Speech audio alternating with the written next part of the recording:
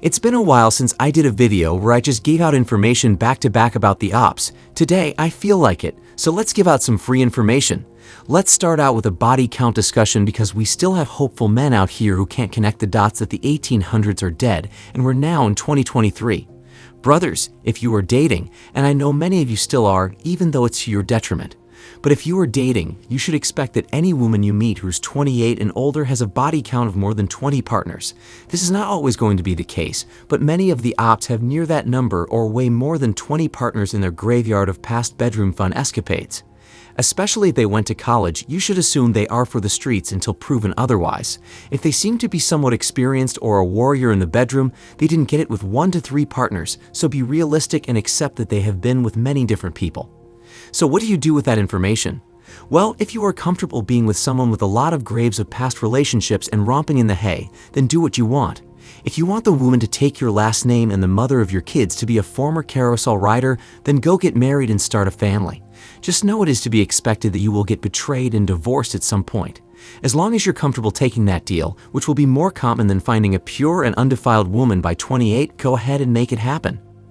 The next thing men need to accept is that many of your future girlfriends and wives will have been lickin' low lovers by the time you meet them.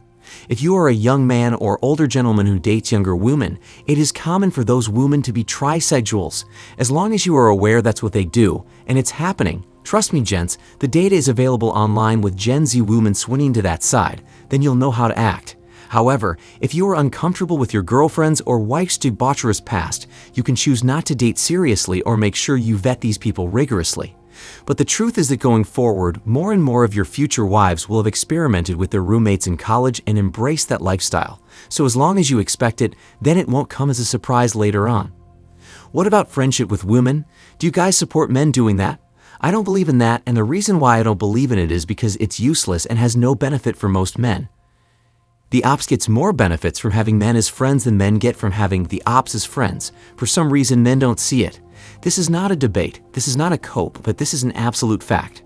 Having female friends serves no purpose or benefit for most men, and the only reason why most men do it is because they hope their female friends will make them smash. That's the truth. Men will waste their time, money, energy, and attention on the ops for a chance they'll get to smash in the future instead of just spending their resources to be with someone who wants to give them what they want. I used to do it, so I understand why men do it, but you should grow out of that and realize it's not worth it, especially if the woman doesn't help you make money or introduce you to potential girlfriends. That's my thought on having female friends. I personally don't have any female friends because it's useless to me, and there really isn't any benefit for most men. I'm sure most of you here will agree with me. Let's transition to the friend zone and keep this point short. Gentlemen, if you accept the friend zone, you're a fool. Just like how it's foolish to be friends with the ops, it's actually worse when they place you in the friendship category and let you know they aren't attracted to you or will let you smash. If you accept that relationship because you want to use the slow strategy to bed the woman, you're dumb. Just kick her to the curb and find someone who wants to give you access. Why waste your time trying to convince someone to be with you when you can just find someone who likes you and wants to be with you? Come on gents, accepting the friend zone is low-grade male behavior. Just move on with your life and make the woman go with who she wants to be with and call it a day. So never accept the friend zone gents, always go where you are wanted, not where you're tolerated. One thing that men must learn to accept is that the ops aren't moral or good people. Men grew up and were lied to by society into thinking that the ops were the standard of morality and they were sugar, spice, and everything nice, which is a straight-up lie. The truth is they aren't moral by nature. Men in society are the ones who impose morality on the ops to protect them from themselves and to protect society from sinking into debauchery. Look at what's happening today now that we've eroded morality and allowed the ops to be and do whatever they want.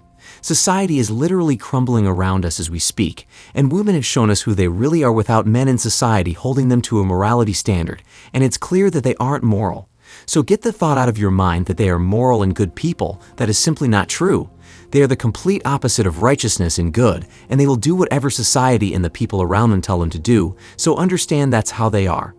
I want you to notice the message that the ops are receiving from society and other women and look at what they do with that information. Do they rebuke the negative and self-destructive information and choose to follow righteousness, or do they do what the nanny goat wants them to do? If you've read any religious texts and know what is right from wrong, do you see the ops choosing to follow the word of God or follow the teachings of the Bapho, Satan, or the nanny goat? It's obvious that most of them today are choosing to follow the nanny goat, and that alone should tell you that they don't care about morality. Men aren't much better, but at least we aren't that hellbent on following the nanny goat as much as the ops. So I want you guys to open up your eyes to the truth and stop believing that the ops are sugar, spice, and the standard of morality, because they are not and never have been. With that said, let's dive into this truth that many men can't accept because they're sucker for love ninjas. When will you guys understand that the ops don't love you for you or like you? I don't know how much more proof you guys need to see that the ops are selfish at their core and only care about themselves and sometimes their kids, but sucker for love ninjas refuse to accept that truth. Men set your ego aside and drill into your head that most of them don't like or love you, and they never will, especially if they have over 3 bodies or are in the spirit of womanism. I'm sorry to burst your bubble, but most of them really don't like you at all. They only put up with you because you aid in their survival or something about you makes their cookie wet. That's it. If you weren't providing anything they find valuable at the moment, you'll probably never get a chance to get to their happy center, and that's the truth. So get your head out of your rear end and accept the truth.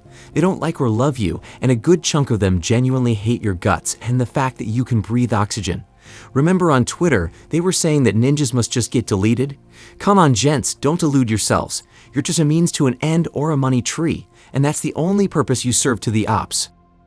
Next up, men need to understand that women are temporary.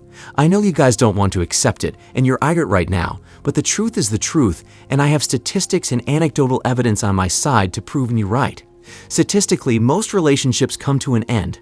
Love has caused the deletion of many people throughout our history, probably the most deletions throughout history.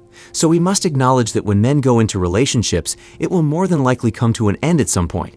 Yes, even you married ninjas watching, you're also not immune to this. Any day now, your wife can say, "I'm not happy," and it's a wrap. Will your marriage come to an end? I don't know, but always keep that in mind. So the next time you guys decide you're going to date or go down on bending knees, have it in the back of your mind that it will end, or at least expect it. What about love and marriage? Did you guys know that both come to an end? Well, in case you didn't get the memo, both love and marriage come to an end at some point. So if you're going into both thinking it will last forever, you must have forgotten that you're only here for a short time. Listen, gents, all marriages end in either death or divorce. All romantic love ends in either death or a breakup, but for some reason, ninjas don't see this coming. Men believe that their marriage will last forever and their boo will love them forever, and that's simply not true and will never be true. So when you decide to open your heart up to love and affection, remember that it will come to an end with your or her deletion or the breakup of the relationship. When you decide to get married, it will end with your or her deletion or a divorce. If you knew this going into a relationship or marriage, would you still decide to do it? Probably not, but these are the things that people never think about, and they are surprised when their relationship goes up in flames. I could go into more truths, but I need you guys to tap the like button, and if I get over 600 likes, I'll do a part 2. And let me know your thoughts in the comment section because I'm sure some of you will be able to relate to these harsh realities with the ops. Click the video on the screen to see some red flags that all men must never ignore when dating.